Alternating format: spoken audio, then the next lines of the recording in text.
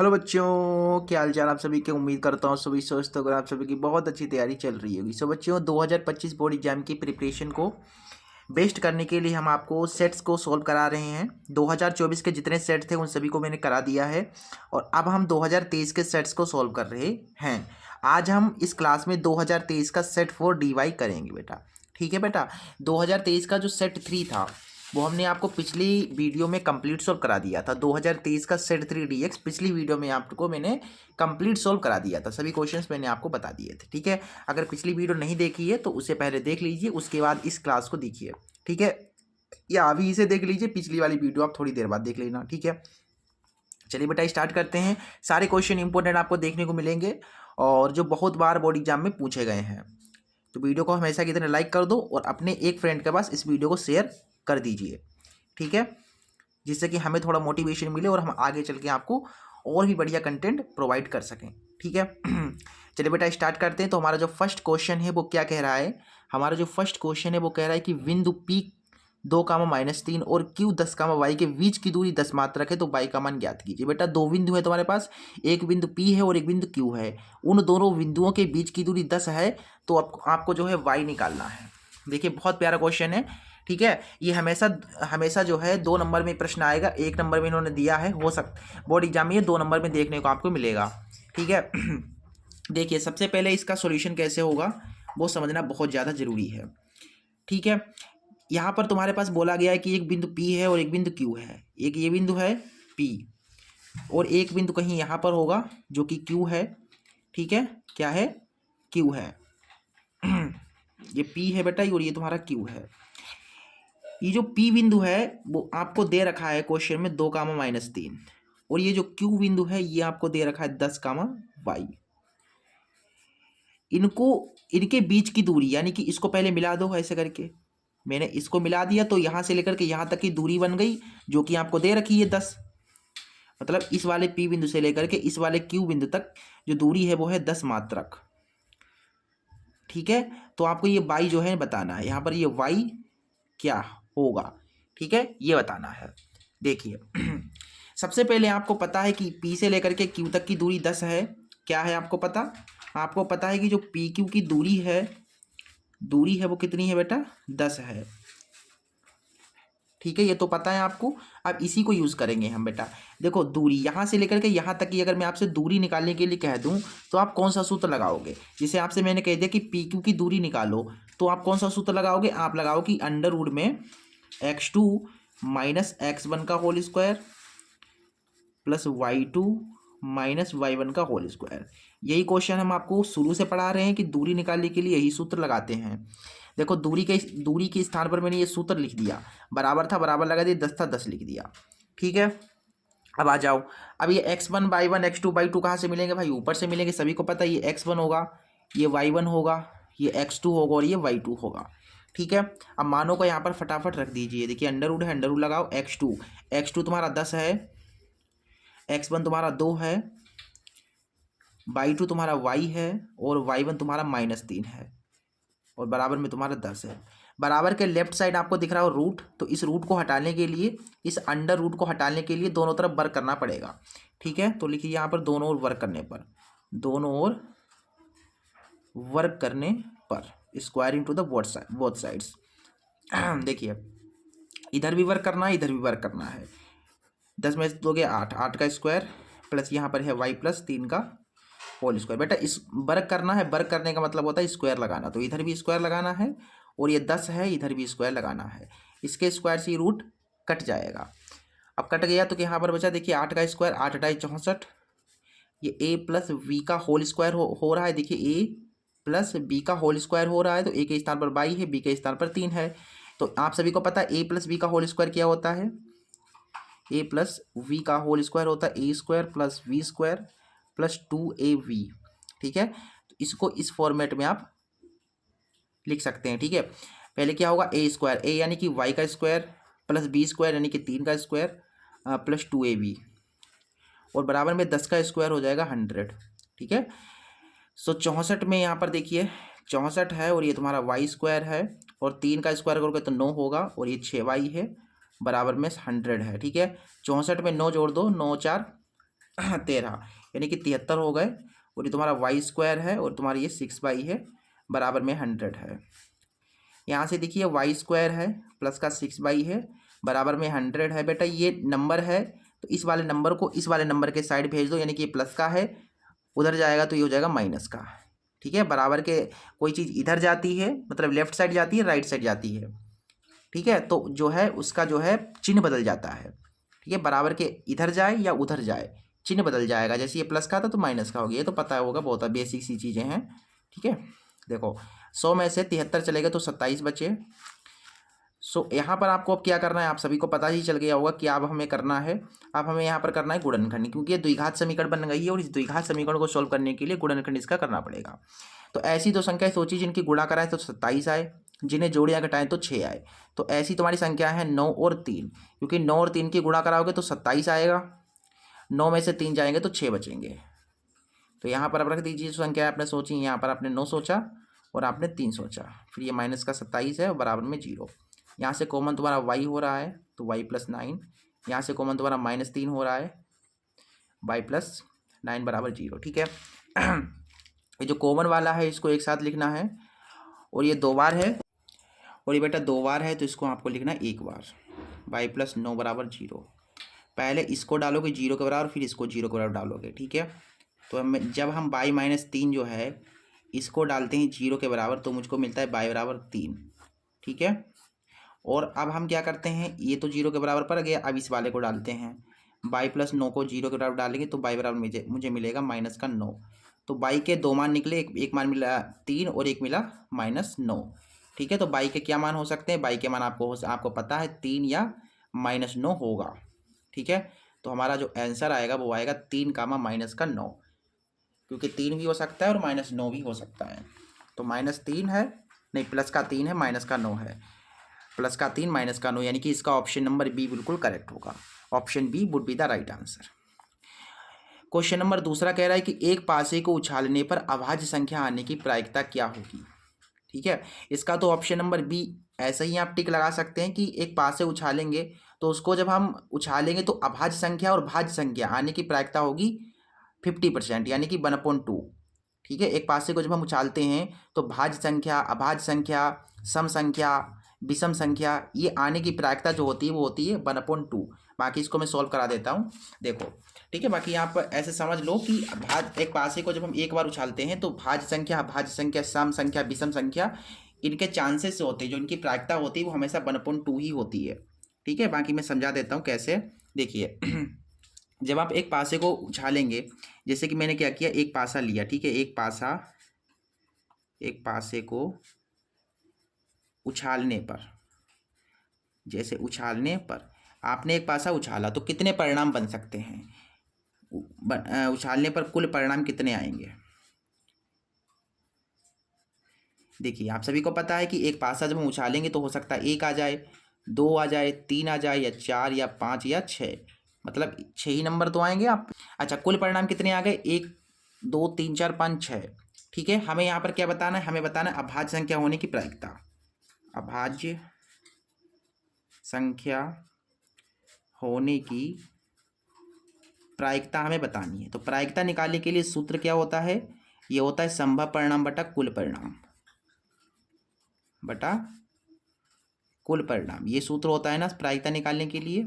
अच्छी बात है, हमसे यहाँ पर संभव परिणाम, मतलब संभव परिणाम क्या होता है बेटा, संभव परिणाम यानी कि जो आपसे क्वेश्चन पूछा गया है, आपसे क्वेश्चन पूछा गया है कि अभाज्य संख्या, तो मुझे यहाँ पर बताओ कि अभाज्य संख्या कितनी है। अभाज्य संख्या एक तो 2 हो जाएगी, एक तो 3 है और एक 5 है, यानी कि 1 2 3 अभाज्य संख्या है तो संभव परिणाम 3 हो जाएंगे। और कुल परिणाम यानी कि कुल संख्याएं कितनी है, कुल परिणाम आपके हैं 1 2 3 4 5 6, 6 है, यानी कि 3 कम 3 3 दूना 6। देख लीजिए 1/2 ही आया। 1/2 का मतलब होता है 50%। 1/2 का मतलब क्या होता है 50%। तो 1/2 आ गया, यानी कि इसका ऑप्शन नंबर बी बिल्कुल करेक्ट है। B for Baahubali is the right answer. Question number तीसरा, ऑब्जेक्टिव नंबर तीसरा कह रहा है कि यदि 26 और 156 का लासा 156 है तो मासा कितना होगा। देखिए क्वेश्चन नंबर तीसरा है, यहाँ पर आपके पास दो संख्याएं हैं, इसमें दो संख्याएं आपके पास 26 है और दूसरी संख्या तुम्हारे पास है 156। ठीक है, इन संख्याओं का जो है आपको एलसीएम दे रखा है, इन संख्याओं का लासा यानी कि एलसीएम हमें दे रखा है 156। तो आपको यहाँ पर मासा निकालना है यानी कि एचसीएफ आपको निकालना है। ठीक है, एचसीएफ आपको यहाँ पर निकालना है। देखिए दो संख्या ये हैं आपकी, और इन दोनों संख्याओं का जो लासा है वो है 156, आपको मासा बताना है। तो इस स्थिति में हम कौन सा सूत्र लगाते हैं, सभी को पता है, दो संख्याओं का गुणनफल लगाएंगे। दो संख्याओं का गुणनफल, बताइए जरा, दो संख्याओं का गुणनफल क्या होता है? दो संख्याओं का गुणनफल बराबर क्या होता है? ये होता है एचसीएफ गुणा एलसीएम, एचसीएफ गुणा एलसीएम। तो दो संख्याओं का गुणनफल, दो संख्याएं तुम्हारी 26 और 156 है, 26 और 156 है, तो इनका क्या गुणनफल, यानी कि इनको गुणा में मैंने देखो लिख दिया, बराबर था बराबर लगा दिया, एचसीएफ निकालना है और गुणा है एलसीएम। एलसीएम कितना है बेटा? देखो एलसीएम 156 है, 156 से 156 कैंसिल हो गया, यहाँ 26 बचा और बराबर में एचसीएफ बचा। तो आपने देखा जो एचसीएफ आया वो कितना आया है? एचसीएफ आया है 26। ठीक है, एचसीएफ 26 आ गया। 26 कौन सा ऑप्शन सही होगा इसका? ऑप्शन नंबर बी बिल्कुल करेक्ट है। क्वेश्चन नंबर चौथा कह रहा है कि वह बड़ी से बड़ी संख्या जिससे 245 और 1037 को विभाजित करने पर यानी कि भाग देने पर प्रत्येक दशा में शेषफल 5 प्राप्त हो। मतलब वे बड़ी से बड़ी संख्या कौन सी है जिससे हम 245 और 1037 को भाग दे दें तो आपको 5 ही शेषफल मिले, तो वो संख्याएं कौन सी होंगी? देखिए इस टाइप के क्वेश्चन कैसे करते हैं, और बोर्ड एग्जाम में इस टाइप के क्वेश्चन कई बार पूछे गए हैं और पूछे जाते हैं, याद रखिएगा। ठीक है, देखो बेटा क्वेश्चन नंबर तुम्हारा कौन सा है? चौथा है। आपको बड़ी से बड़ी संख्या बतानी है और यहाँ पर दो संख्याएं दे रखी हैं। सबसे पहले 245 है और दूसरी संख्या तुम्हारी है 1037। इनको किससे भाग दें? ठीक है, कि शेषफल कितना आना चाहिए? शेषफल जो है इनका आना चाहिए 5 आना चाहिए शेषफल।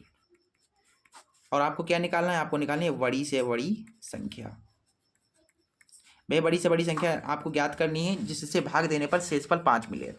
ठीक है, तो जो शेषफल है बेटा, देखो इस टाइप के क्वेश्चन अगर आपको पूछे जाए बोर्ड एग्जाम में, बड़ी से बड़ी संख्या पूछे या छोटी से छोटी संख्या आपसे पूछे, तो आपको क्या करना है? आपकी जो संख्याएं दी गई हैं आपको, जो आपको ये दो संख्याएं दी गई हैं, इन दोनों संख्याओं से ये जो शेषफल है इसको घटा देना है, बस यही करना है आपको। जैसे 245 है, पहली संख्या थी, इसमें से मैं 5 को घटा दूंगा पहले, यानी कि शेषफल घटा दूंगा तो क्या बचेगा? देखिए 245 से मैंने 5 घटा दिया तो 240 बचे, तो आपके पास एक नई संख्या आ गई है जो कि ये है।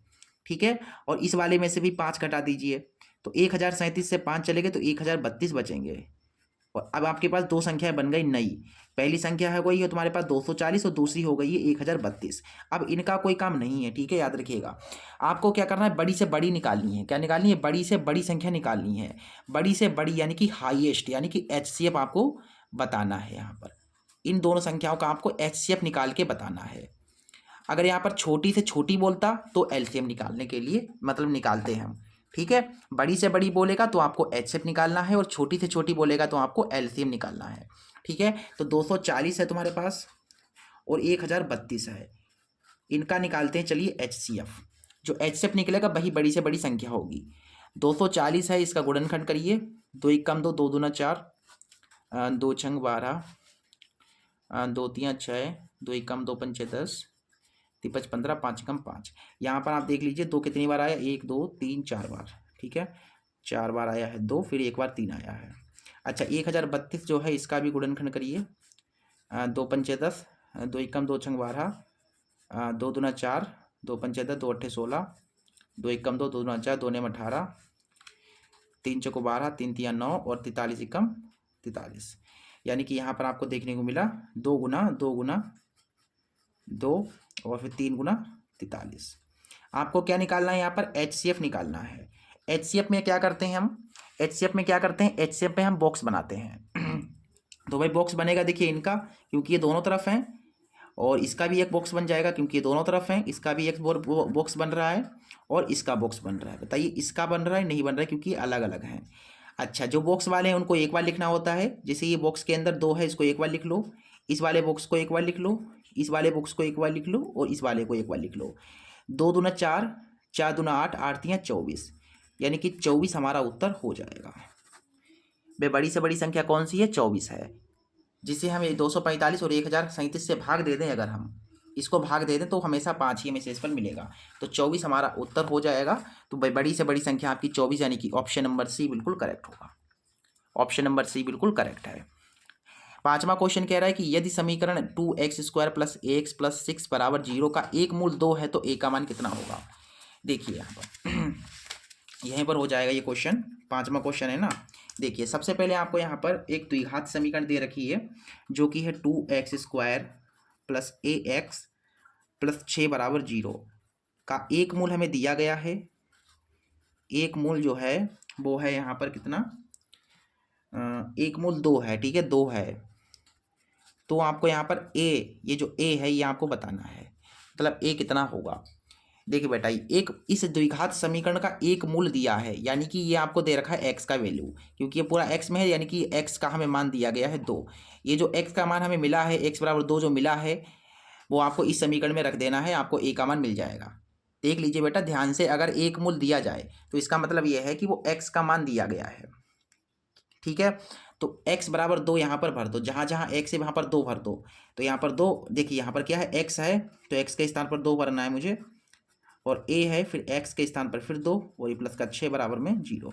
देखिए 2 दूना 4 दूना 8 और ये हो जाएंगे तुम्हारे 2a और ये प्लस का 6 बराबर 0। 8 और 6 14 प्लस का 2a बराबर में 0, यानी कि a का मान मिलेगा हमें माइनस के 7। a का मान कितना है, माइनस का 7 है। माइनस का 7, इसका ऑप्शन डी बिल्कुल करेक्ट है। ऑप्शन डी बिल्कुल करेक्ट है। क्वेश्चन नंबर 6 क्या कह रहा है, क्वेश्चन नंबर 6 कह रहा है कि दो संख्याओं का योगफल और अंतर क्रमशः 8 और 2 है, यानी कि दो संख्याएं उनका योगफल 8 है और अंतर 2 है, तो संख्याएं ज्ञात करनी है। ये तो बहुत आसान क्वेश्चन है भाई। कैसा है ये क्वेश्चन, तो बहुत आसान है। देखिए क्या है यहाँ पर, क्वेश्चन नंबर तुम्हारा यहाँ पर है 6। आपकी दो संख्याएं हैं, हमें तो पता नहीं है दो संख्याएं कौन सी हैं, बताइए, पता है आपको। देखिए हमें तो यहाँ पर पता है नहीं कि दो संख्याएं कौन सी हैं, तो हमें मानना पड़ेगा ना, ठीक है। तो यहाँ पर हम मान लेते हैं कि माना वह दो संख्याएं x व y हैं। अच्छा, बताया गया है कि जिनका योगफल कितना दे रखा है, 8 दे रखा है। मतलब ये जो संख्याएं हैं इनको अगर आप जोड़ दोगे, यानी x और y को जोड़ दोगे तो आपको 8 मिल जाएगा। और बोला गया कि अंतर, यानी कि इसमें से अगर आप घटा दोगे, x में से y को घटा दोगे तो 2 आपको मिल जाएगा। योग का मतलब क्या होता है, जोड़ा। तो इनको जब आप जोड़ेंगे, जब हम इनका योग करेंगे तो 8 मिलेगा, और जब आप इसका अंतर निकालेंगे यानी कि घटाएंगे x में से y को, तो आपको 2 मिलेगा। अब इन दोनों समीकरणों को हल करके x और y का मान निकाल दो, भाई आपकी संख्या हो जाएंगी, है कि नहीं। देखिए यहाँ पर इसे क्या कर दीजिए, जोड़ दीजिए, तो ये कट जाएगा, x हो जाएगा 2x, 8 और 2 10, 2 पंचे 10, यानी कि x का मान आपको 5 मिलेगा देखने को। इस x का मान समीकरण फर्स्ट में रख दीजिए तो y का मान मिल जाएगा। देखिए x के स्थान पर 5, y बराबर 8, y बराबर हो जाएगा 8 माइनस 5, y बराबर हो जाएगा तुम्हारा 3, यानी x का मान 5 है, y का मान 3 है। x का मान 5 है और y का मान 3 है, ठीक है। 5 का मान 3, यानी कि इसका ऑप्शन बी बिल्कुल करेक्ट है, ठीक है। Option B is the right answer. Objective number 7वां कह रहा है कि समीकरण 4x² माइनस 12x प्लस 9 बराबर 0 के मूल होंगे। कैसे मूल होंगे, यहाँ पर मूल आपसे पूछे गए हैं। क्वेश्चन नंबर 7वां है। सबसे पहले तो एक द्विघात समीकरण दे रखी है जो कि ये 4x² minus 12x plus 9 is equal to 0 के मूल कैसे होंगे, आपसे ये पूछा गया है, ठीक है। इसके रूट्स कैसे हैं। तो बेटा मूल निकालने के लिए आपको विभक्त कर निकालना पड़ेगा, यानी कि डी निकालना पड़ेगा। तो डी कैसे निकलता है, डी बराबर होता है b² माइनस 4ac, है कि नहीं। तो अब इसमें आपको जो है मान को रख देना है बस। तो b कितना है, देखिए a और ये v और ये c है, तो b कितना है, देखिए माइनस का 12 है, फिर माइनस है, फिर 4 है, फिर a देखिए 4 है इसमें, फिर c कितना है 9 है, यानी कि डी आपको देखने को मिलेगा 12 बरी में 144 और 4 चको 16, और देखिए 16 हो गया, 16 ने यहाँ पर कर लीजिए, 9 छाक 54, 9 कम 9, 9 5 14, 9 5 13, ठीक है 14, यानी कि 144, 16 ने 144, यानी कि भाई 144 में से 144 गए थे, यानी कि 0। तो यहाँ पर डी क्या आ गया, डी कितना आ गया, 0 आ गया। अब डी जब भी 0 आ जाता है तो मूल कैसे होते हैं, मूल हमेशा बराबर होते हैं। कैसे होते हैं, मूल बराबर होते हैं, बराबर मूल होंगे इसके, ठीक है, बराबर मूल होंगे। याद रखें, याद रखेंगे यहाँ पर हमेशा, आप याद रखेंगे ना, बहुत बढ़िया करके, ठीक है। समझ गए बात को, बताइए सभी लोगों को समझ में आ गया, बहुत बढ़िया। बराबर मूल होंगे यानी कि बराबर का मतलब ये है समान, बराबर यानी कि समान, भाई बराबर का मतलब समान ही तो होता है, यानी कि बराबर मूल होंगे। जब भी डी 0 आता है यानी कि विविक्त कर 0 आ जाता है तो मूल कैसे होंगे, बराबर होंगे। तो इसका ऑप्शन कौन सा सही होगा, देखिए बराबर, ठीक है, बराबर यानी कि इसका ऑप्शन नंबर सी बिल्कुल करेक्ट है, ठीक है। क्वेश्चन नंबर 8वां कह रहा है कि दो बिंदुओं 2,3 और 4,1 के बीच की दूरी कितनी होगी। देखिए ये क्वेश्चन आप पर मैं छोड़ रहा हूँ, इनके बीच की दूरी निकालनी है, आप निकाल सकते हैं या मैं बता दूं, चलो मैं बता देता हूँ। देखो आपके पास दो बिंदु है, पहला बिंदु है 2,3, एक दूसरा बिंदु है जो कि है 4,1। इस वाले बिंदु से इस वाले बिंदु तक की दूरी बतानी है। तो दूरी निकालने के लिए सूत्र क्या होता है, दूरी निकालने के लिए सूत्र होता है अंडर रूट में x2 माइनस x1 का whole square plus y2 minus y1 का होल स्क्वायर। सो यहाँ से देखिए x1 ये है, y1 ये है, x2 ये है और ये y2 है, ठीक है। तो x2 तुम्हारा 4 रहेगा, x1 तुम्हारा यहाँ पर 2 है, फिर होता है y2 माइनस y1, तो यानी कि y2 1 है और y ये कुछ इसी तरीके से, ठीक है। सो 4 में से 2 गया 2 का स्क्वायर, 1 में से 3 गया माइनस का 2, अंडर रूट तो पहले से ही मौजूद है, तो 2 का स्क्वायर 4 होगा, यहाँ पर भी 4 हो जाएगा। कहने का मतलब ये है कि 2 हम बाहर निकाल लेंगे तो यहाँ से बचेगा ये 2 अंडर रूट 2 आया है, ठीक है। 2 अंडर रूट 2 यानी कि इसका ऑप्शन सी बिल्कुल करेक्ट है, ऑप्शन सी बिल्कुल करेक्ट है। नवा ऑब्जेक्टिव क्या कह रहा है, कह रहा है कि समीकरण ये है का विविक्त कर निकालना है। विविक्त कर यानी कि डी निकालना है, विविक्त कर का मतलब यही तो है, डी निकालना है आपको। यहाँ पर देखिए सबसे पहले क्वेश्चन नंबर ये 8वां था और ये वाला है तुम्हारा 9वां क्वेश्चन। यहाँ पर एक द्विघात समीकरण दे रखी है जो कि है 3x² माइनस का 2x प्लस 1/3 बराबर 0 का आपको क्या बताना है, विविक्त कर बताना है, डी बताना है। तो डी निकालने के लिए सूत्र आपको मैंने ऊपर बताया है, डी बराबर होता है b² माइनस 4ac। तो देखिए डी यहाँ से मिल जाएगा, देखिए ए होता है, ये वी होता है और ये सी होगा, ए बी सी ऐसे करके। तो बी कितना है, देखिए माइनस का 2 है, फिर 4, फिर ए देखिए तुम्हारा यहाँ पर 3 है और सी कितना है 1/3 है। ये 3 से 3 कैंसिल हो गया, 2 का स्क्वायर 4 होगा और 4 एकम 4। तो बताइए डी 4 में से 4 गया यानी कि 0, तो विविक्त कर कितना होगा, 0 होगा। विविक्त कर कितना है, 0 है, यानी कि इसका ऑप्शन डी बिल्कुल करेक्ट है। अगले क्वेश्चन पे आ जाओ। क्वेश्चन नंबर 10वां कह रहा है कि दिए गए चित्र में, ये चित्र आपको दे रखा है, ABC के आधार BC के समांतर रेखाखंड DE खींचा गया है। इस DE के समांतर BC खींचा गया है। यदि DB 7.2 है, AE 1.8 है, EC 5.4 है तो AD का मान कितना होगा, ये क्वेश्चन है तुम्हारा। देखिए वैसे तो ये भी क्वेश्चन बहुत बढ़िया क्वेश्चन है। देखो यहाँ पर जाओ, देखो यहाँ पर क्या है, सबसे पहले एक ट्रेंगल है, एक ABC ट्रेंगल है, कुछ इस तरीके से ABC ट्रेंगल है, AVNC, ठीक है। और यहाँ से D है और यहाँ पर E है। ये जो DE है ये किसके समांतर है, VC के समांतर है, ठीक है। चलिए यहाँ पर क्या क्या हमें दिया गया है उसे देखते हैं। यहाँ हमें दिया गया है DV दे रखा है, DV दे रखा है 7.2। DV कहाँ पर है, ये DV है, ये 7.2 है। और AE दे रखा है, यहाँ पर AE जो दे रखा है वो दे रखा है 1.8, AE यानी ये 1.8 है, ठीक है। और हमें दे रखा है EC, क्वेश्चन में ही दे रखा है ये सब कुछ, ठीक है, मैं अपनी तरफ से नहीं लिख रहा हूँ, क्वेश्चन में दे रखा है। EC कितना है, देखिए EC ये 5.4 है। तो आपको यहाँ पर AD बताना है, ये जो AD बचा हुआ ये क्या होगा, AD आपको बताना है, ठीक है। देखिए थोड़ा छोटा कर लेता हूँ मैं, आप देखिए, ठीक है। अब ठीक है, देखिए यहाँ पर हमें क्या बताना है, AD बताना है, ये यहाँ से लेकर यहाँ तक की दूरी बतानी है। सबसे पहले आपको पता है ये जो DE है, वो समांतर है, वो पैरेलल है VC के, यानी कि VC के समांतर है। कभी भी ऐसा एक त्रिभुज दे रखा हो, मतलब एक त्रिभुज दे रखा हो और उसमें एक रेखा हो जो कि उसको इस तरीके से काट रही हो तथा एक एक भुजा के समांतर हो, तो जो त्रिभुज है उसकी जो दो भुजाएं होती हैं उनकी भुजाओं का अनुपात बराबर होता है। या ऐसे समझ लो कि कभी भी अगर ये वाली भुजा इसके समांतर है त्रिभुज में, तो इनकी भुजाओं का अनुपात बराबर होगा, यानी कि AD बटा DV, AD बटा DV बराबर होगा AE बटा EC, AE बटा EC के। समझ गए बात को? ये वाली जब इसके समांतर होगी तो AD बटा DV बराबर होगा AE बटा EC, यानी कि इनकी भुजाओं का अनुपात बराबर होगा। तो देखो यहाँ से AD कितना है, देखिए AD जो है AD तो निकालना है। DV कितना है, DV 7.2 है। AE कितना है, AE तुम्हारा 1.8 है।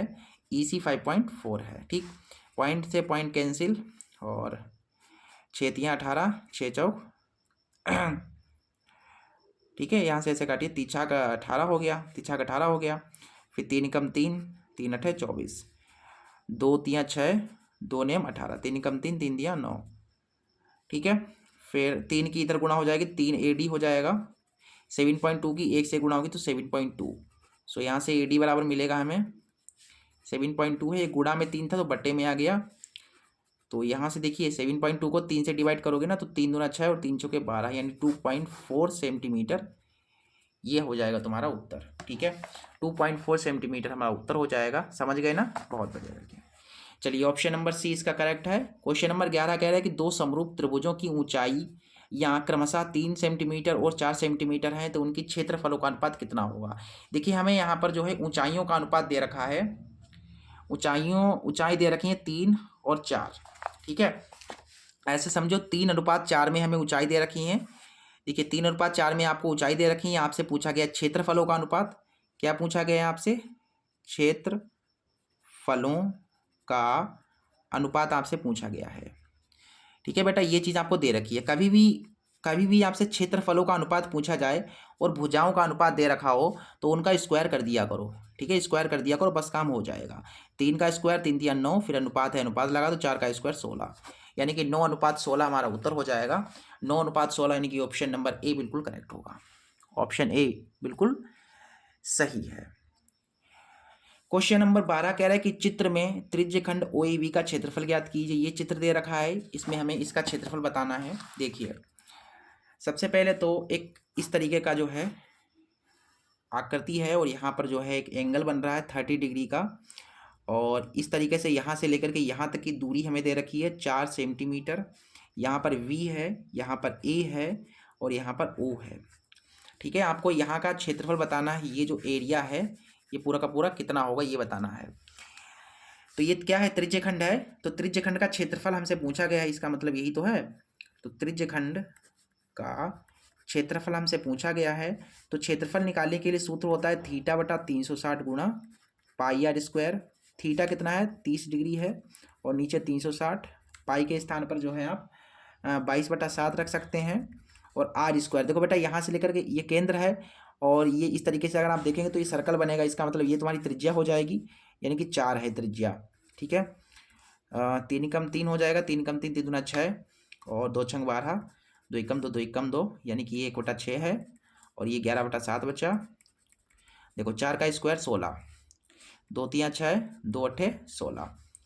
देखो 8 की 11 से गुणा होगी तो 88 हो गए, और 3×7 21 हो गया। 88 को 21 से भाग दोगे तो 21 21 21 दूना 42, 21 63, 21 चौक हो जाएंगे 84। तो 4 कुछ आएगा करीब में इसके, रुक जाओ 12 है ना, 4.19 आ जाएगा। ठीक है, 4.19 सेंटीमीटर स्क्वायर ये तुम्हारा हो जाएगा क्षेत्रफल। क्लियर है बात? बहुत बढ़िया। अगले क्वेश्चन पे आ जाओ। 4.1 ये वाला, इसका जो ऑप्शन नंबर बी है वो बिल्कुल करेक्ट है। क्वेश्चन नंबर 13 कह रहा है कि 2tan² 45 degree plus cos² 30 degree minus sin² 60 degree का मान कितना होगा। देखो ये बहुत प्यारा क्वेश्चन है। क्वेश्चन नंबर 13 है, यहाँ पर है 2tan² 45 डिग्री, और है फिर प्लस में cos² 30 डिग्री, माइनस में है sin² 60 डिग्री। इसका आपको मान निकालना है। ये क्वेश्चन आप वैसे तो बुक में कर चुके हैं। देखिए यहाँ पर मानों का केवल आपको जो है सारणी याद होनी चाहिए, तो त्रिकोणमिति की सारणी है, जो ट्रिकोनोमेट्रिक टेबल है वो आपको याद होनी चाहिए, बस ये क्वेश्चन हो जाएंगे। देखिए 2 है, अब टेन 45 आ गया, तो टेन 45 डिग्री का मान कितना होता है, 1 होता है, स्क्वायर है तो स्क्वायर लगा दो। कोस 30 का मान कितना होता है, कोस 30 डिग्री का मान कितना होता है, ये होता है √3/2, स्क्वायर है स्क्वायर लगा दो। साइन 60 का मान कितना होता है, साइन 60 का मान होता है √3/2 का होल स्क्वायर। देखो बेटा ये प्लस में है, ये माइनस में, तो ये कैंसिल हो गया, और 2 की गुणा 1 से होगी 2 आएगा, ठीक है, 2 आ गया हमारा, ठीक है, यहाँ पर 2, यानी कि इसका ऑप्शन सी बिल्कुल करेक्ट है, ऑप्शन सी बिल्कुल करेक्ट है। क्वेश्चन नंबर 14 कह रहा है कि cos square 67 degree minus sine square 23 degree का मान निकालना है। क्वेश्चन नंबर 14 यहाँ पर क्या है, cos square 67 degree minus sine square 23 degree, इसका आपको वैल्यू बताना है। देखिए मैंने आपको एक तरीका बताया था, कि अप्रोच बताया था कि कभी भी ऐसी डिग्री आपको दी जाए जो कि आपको पता ना हो, जैसे कि 67 डिग्री का मान आपको पता नहीं है, 23 का भी नहीं पता है, तो कभी भी ऐसी डिग्री अगर आती हैं, ठीक है, और वो घटाना में है, तो उसका हमेशा उत्तर 0 ही होता है। और अगर ये मान लीजिए बटे में होता, जैसे कि कोस स्क्वायर 67 डिग्री बटा में होता साइन स्क्वायर 23 डिग्री, अगर ये बटे में होता तो हमेशा एक आंसर आता है, मतलब ये बटे में जब होता है तो एक आता है, और घटाने में होता है तो 0 आंसर आता है। बाकी मैं करके भी दिखा देता हूँ आपको। देखिए कोस है, कोस स्क्वायर है तो कोस स्क्वायर लिखो, मतलब कोस केवल लिखो अभी, ठीक है, और इस 67 के स्थान पर आप लिख सकते हो 90 माइनस 23, फिर स्क्वायर है तो स्क्वायर लगा दो, फिर यहाँ पर क्या है तुम्हारा साइन स्क्वायर 23 डिग्री है, मतलब एक को ही आपको चेंज करना है, इस वाले को ऐसा ही रखो, यहाँ पर ऐसा कर सकते थे, इसको एज इट इज रखते और इस वाले को चेंज कर देते, मतलब दो में से कोई एक ही आपको चेंज करना है, याद रखिएगा, ठीक है। कोस था, बिल्कुल कोस लिखा, इस 67 के स्थान पर आप आराम से लिख सकते हो 90 माइनस 23, क्योंकि 90 में से 23 जाएंगे 67 बचेंगे। देखिए कोस, सॉरी यहाँ पर जाओ, कोस 90 माइनस थीटा, कोस 90 माइनस थीटा बराबर होता है sine theta, sine theta, theta तुम्हारा यहाँ पर 23 है, बाकी स्क्वायर भी तो स्क्वायर भी लगाना पड़ेगा, फिर ये माइनस का साइन स्क्वायर 23 है बेटा, साइन स्क्वायर 23 से साइन स्क्वायर 23 चला गया तो क्या बचा, 0 बचा, ठीक है, बहुत आसान है, 0, ऑप्शन नंबर सी बिल्कुल करेक्ट है, option C is the right answer. 15वां ऑब्जेक्टिव कह रहा है कि किसी त्रिभुज ABC में कोण C 90 डिग्री है और tan A बराबर 1/√3 है, तो निम्नलिखित का मान ज्ञात कीजिए।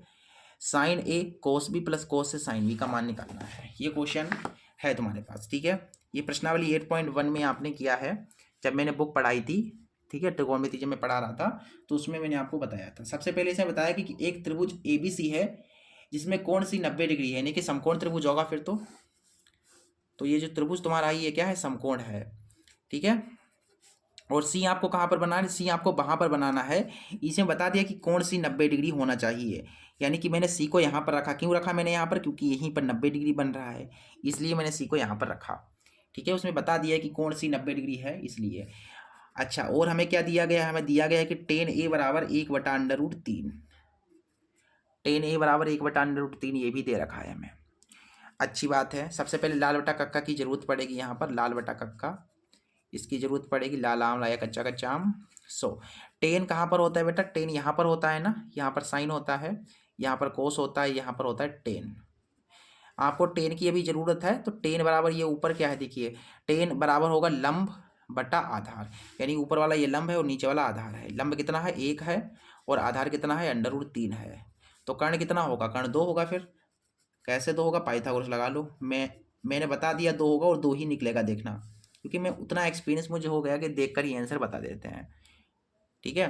तो पाइथागोरस प्रीमियर लगाएंगे, सबसे पहले हम पाइथागोरस प्रीमियर क्या कहती है कि कर्ण का स्क्वायर, कर्ण तुम्हारा इसमें क्या है AB है, बराबर लंब स्क्वायर, लंब तुम्हारा 1 है प्लस आधार स्क्वायर √3 का स्क्वायर, सो यहाँ से हो जाएगा AB स्क्वायर, 1 का स्क्वायर 1 और इसके स्क्वायर से रूट करेंगे केवल 3 बचेगा, यानी कि AB स्क्वायर बराबर 3 और 1 4, सो AB बराबर होगा 4 के ऊपर वर्ग, यानी कि AB बराबर होगा 4 का वर्गमूल 2 होता है, यानी ये जो है ये 2 होगा, ठीक है। अच्छा, आपसे क्या पूछा गया था, आपसे यहाँ पर पूछा गया था sine A cos B, sine A cos V plus cos A sine V.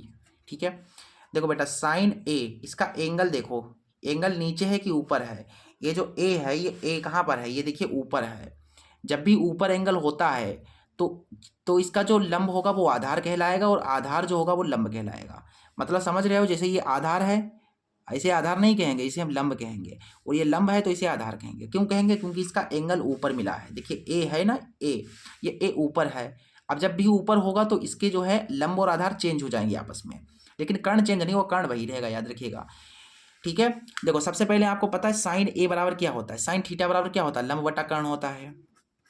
ठीक है, कोस, कोस बराबर होता है आधार बटा कर्ण। ठीक है, कोस बराबर यहाँ पर भी आधार बटा कर्ण, और साइन का यहाँ पर भी लंब बटा कर्ण। देखो ए था ऊपर, इसका जो एंगल है ये एंगल ऊपर है, इसका मतलब लंब कौन होगा? ये लंब होगा कि ये लंब होगा? आप कहोगे कि सर ये होगा, नहीं होगा, ये तो चेंज हो गया है। यानी लंब तुम्हारा ये है √3 बटा कर्ण, कर्ण तुम्हारा 2 ही है। ठीक है, कर्ण तुम्हारा वही रहेगा, याद रखिएगा। फिर क्या है? आधार, इस वाले का आधार देखो, ये कोस बी, इसका एंगल देखो कहाँ पर है? ये जो बी एंगल है ये कहाँ पर है? देखो नीचे है। अब नीचे है तो चेंज नहीं होगा, मतलब लंब लंब रहेगा, आधार आधार रहेगा। ठीक है, केवल ऊपर जब एंगल होगा तभी चेंज होगा। इसका मतलब आधार कौन है इसमें? आधार यही है तुम्हारा, √3 ही आधार है, और बटा कर्ण तुम्हारा 2 है। अब इसमें आ जाओ, देखो कोस ए, इसका एंगल कहाँ पर है? ऊपर है। देखो ए ऊपर है, इसका मतलब चेंज हो गया फिर तो। फिर आधार क्या है? आधार तुम्हारा 1 है, और कर्ण तुम्हारा 2 है। इसका लंब, लंब कितना है? लंब 1 है, और कर्ण 2 है, ऐसे करके। ठीक है, सो गुणा करानी है, सो आमने सामने गुणा होगी। √3 की √3 से गुणा होगी 3 होगा, 2 का 2 से गुणा होगा तो 2 दूना 4, 1 का 1 के साथ 1 होगा, 2 का 2 के साथ 4, नीचे 4 एक जैसा है तो इसे एज इट इज लिखेंगे, और 3 और प्लस ऊपर 1, यानी 3 और 1 4, 4 बटा 4, 4 को 4 से भाग दोगे तो 1 आएगा उत्तर। ठीक, 1 हमारा उत्तर है। कौन सा ऑप्शन चाहिए बताइए फटाफट? और 1, यानी कि इसका ऑप्शन सी बिल्कुल करेक्ट है। ऑप्शन सी बिल्कुल करेक्ट है। अगला क्वेश्चन नंबर 16 कह रहा है कि निम्नलिखित सारणी का माध्य क्या होगा? इसका हमें माध्य निकालना है। देखिए माध्य निकालना है यहाँ पर। ठीक है, क्वेश्चन नंबर 16, यहाँ पर तुम्हारे पास है सबसे पहले वर्ग अंतराल। क्या है? वर्ग अंतराल है, दी गई है। ठीक है, ये हम अपनी तरफ से नहीं लिख रहे हैं ना, अपने घर से हम कुछ लाए हैं, जो यहाँ पर दिया गया है वही हम लिख रहे हैं। वर्ग अंतराल है, और यहाँ पर है वारंवारता। ठीक है बेटा, अच्छा वर्ग कुछ दिया भी तो गया है यहाँ पर। वर्ग अंतराल दी गई है 0 से लेकर 10, 10 से लेकर के 20, 20 से लेकर के 30, 30 से है 40, और 40 से है 50। ठीक है, और बारंबारता है तुम्हारे पास 3, 6, 8, 5 एंड 3। ठीक है, चलिए हमें यहाँ पर माध्य निकालना है। सबसे पहले माध्य निकालने के लिए सूत्र बताइए क्या होता है? माध्य निकालने के लिए सूत्र होता है sigma fx upon sigma f। तो यहाँ पर किस किस चीज़ की जरूरत पड़ेगी? आपको fx की जरूरत पड़ेगी। fx निकालने से पहले आपको x निकालना पड़ेगा। ठीक है, तो x कैसे निकलेगा भाई? यहाँ पर x निकल जाएगा। देखिए x निकालने का तरीका ये होता है कि अंतराल को पहले आपको जोड़ना है, फिर उसका आधा करना है। जैसे 10 में 0 जो जोड़ोगे तो 10 हो जाएंगे, 10 का आधा 5, 20 में 10 जोड़ा तो 30, 30 का आधा हो गया 15, 30 और 20 50, 50 का आधा 25, 40 30 70, 70 का आधा 35, 50 40 90, 90 का आधा 45। ठीक है, हमें यहाँ पर फिर क्या करना है? fx प्राप्त करना है। तो भाई ये f होगा तुम्हारा, क्योंकि अंतराल के सामने वाला f होता है, ये f है, ये x है, तो f की x से गुणा कराएंगे तो आपको fx मिल जाएगा। तो यहाँ पर ये f है और ये x से गुणा कराओ आपस में, 3 की 5 से होगी तो 5 15, 6 15 छक्का 90। ठीक है, 25 अट्ठे करना है तो 8 पंजे 40, 8 दूनी 16, 4 20, यानी कि 25 अट्ठे 200। ठीक है, और 35 पंजे करना है तो 5 25, 5 15 16 17, और 5 15, 3 को 12 और 1 13। फिर इसके बाद आपको करना है सिग्मा, करना है fx का। सिग्मा का मतलब जोड़ना है, यानी ये जो fx आया है तुम्हारा, इसको क्या कर देना है? आपको जोड़ देना है। सिग्मा fx यानी जोड़ देना है, तभी सिग्मा हो जाएगा। 5 5 10 5 15, 3 हासिल वाला 1 4, 7 4 11 हो गए, 11 में 9 जोड़ दिए हमने तो 20 हो गए, 20 में 1 जोड़ा 21, हासिल 2 है। 1 1 2 हो गए, 2 और 2 4, 4 और 2 6, यानी कि 615। फिर इसके बाद आपको करना है सिग्मा f का भी तो सिग्मा करना है, तो ये f है, इसका आपको करना है सिग्मा। देखिए 6 6 3 9, 9 8 17, 17 5 हो जाएंगे तुम्हारे 22, 22×3 = 25। सिग्मा एफ एक्स, ये सिग्मा एफ एक्स है बटा सिग्मा एफ आपने 15 अभी 25 निकाला है।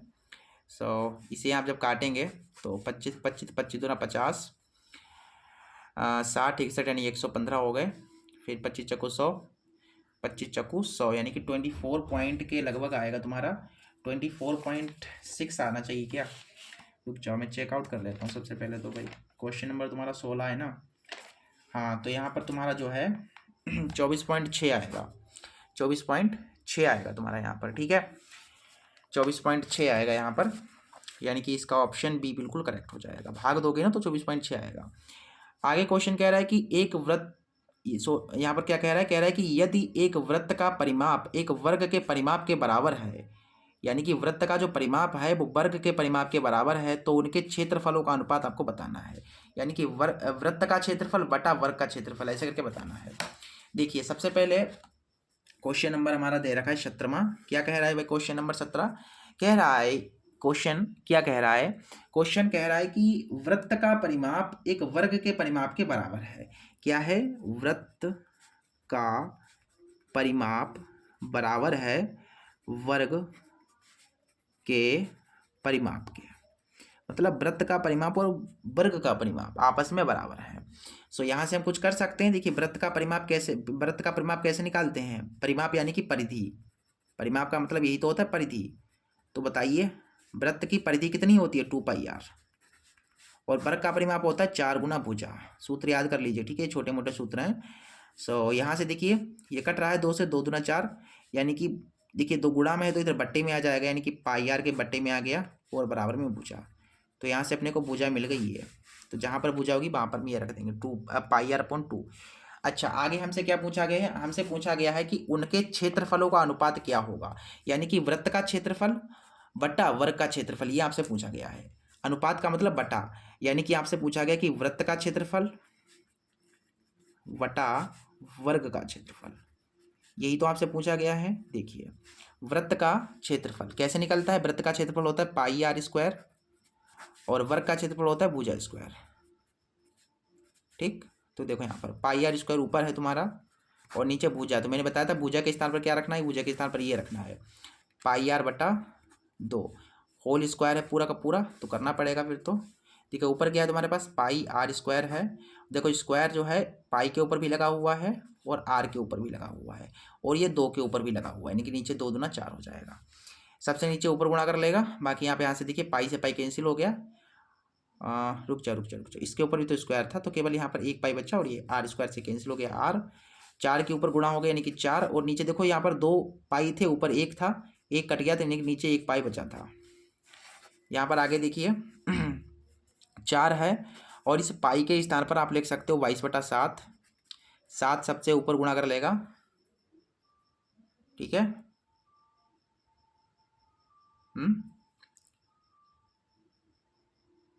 ठीक है, तो 7 चौको 28, नीचे तुम्हारे 22 हैं।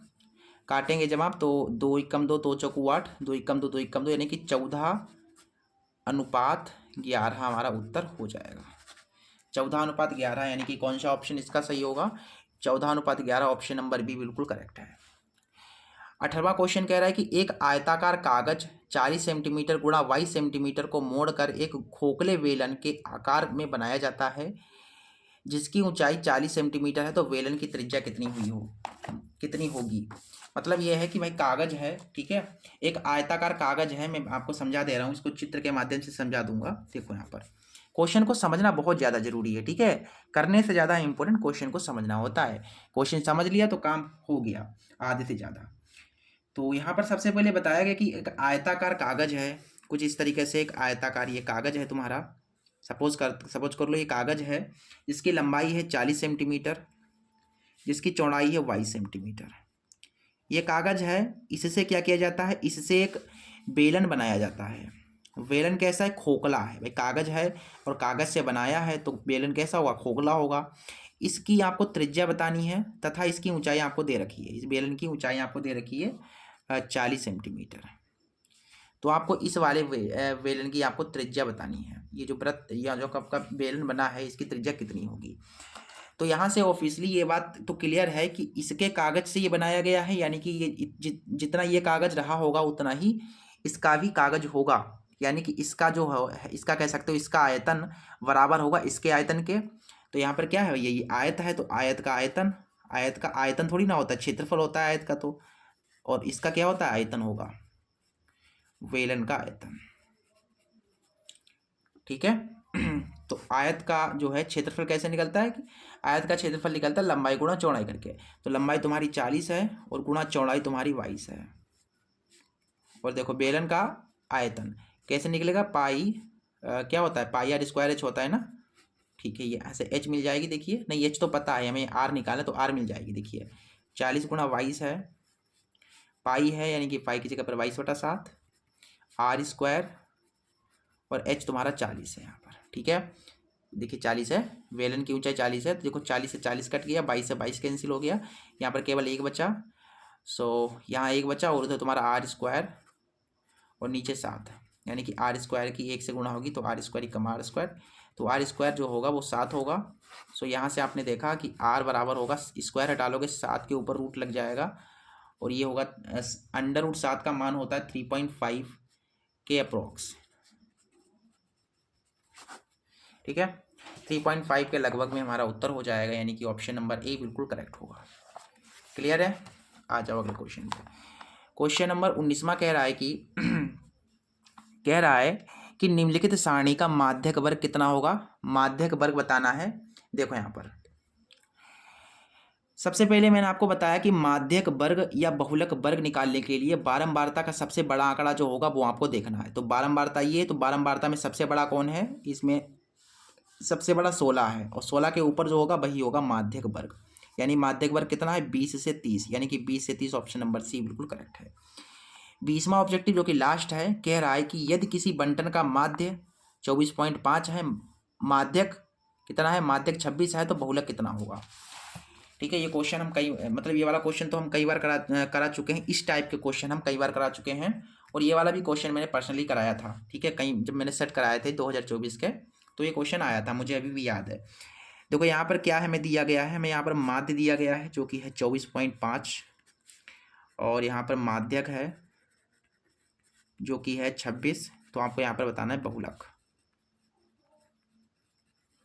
माध्यक और बहुलक में से 2 चीज़ें दी गई हैं, तीसरी पूछी गई है, इसलिए हम कौन सा सूत्र लगाएंगे, इसलिए हम यहाँ पर लगाएंगे संबंध। इनके मध्य संबंध क्या होता है, माध्यक और बहुलक के मध्य जो संबंध होता है वो होता है बहुलक बराबर 3 माध्यक - 2 माध्य। ठीक है, देखो यहाँ पर बहुलक निकालना है, और ये 3 है, फिर माध्य कितना है 26 है, फिर माध्य कितना है 24.5 है, 3 × 18, 3 दूना 6 और 1 7, 2 पंचे 10, 24 दूना 48 और 1 50, 48 और 1 49। ठीक, तो 9 9 18 29 आएगा हमारा उत्तर। 29 कौन सा ऑप्शन है, इसका ऑप्शन सी बिल्कुल करेक्ट है। इस तरीके से मैंने आपको ऑब्जेक्टिव्स 20 जो इसके ऑब्जेक्टिव थे वो आपको मैंने करा दिए हैं, इसके जो 20 ऑब्जेक्टिव्स थे वो करा दिए हैं। और बेटा अगली क्लास से हम जो है, अगली क्लास में हम इसके विस्तृत उत्तरी जो प्रश्न हैं 2 4 6 नंबर वाले क्वेश्चंस जो हैं उन्हें हम डिटेल में सॉल्व करेंगे। ठीक है, ये जो क्वेश्चंस आपको दिख रहे हैं इन्हें हम अगली वीडियो में उड़ाएंगे। ठीक है, बहुत इंपॉर्टेंट क्वेश्चन है। ठीक है, ये वाला ड़ा नंबर है जो है ये बहुत इंपॉर्टेंट क्वेश्चन है, इसके जो क्वेश्चन है वो यहाँ पे कराऊंगा। ठीक है, नेक्स्ट वीडियो में भी जो है आपको मिल जाएगा देखने को। तो वीडियो को आपने लाइक कर दिया होगा, और अभी तक लाइक नहीं किया तो लाइक कर दो, और चैनल को सब्सक्राइब कर दो। ठीक है, और अपने एक फ्रेंड के पास इस वीडियो को शेयर जरूर कर देना। चलिए मिलते हैं अगले वीडियो में, तब तक के लिए नमस्ते, जय हिंद, जय भारत।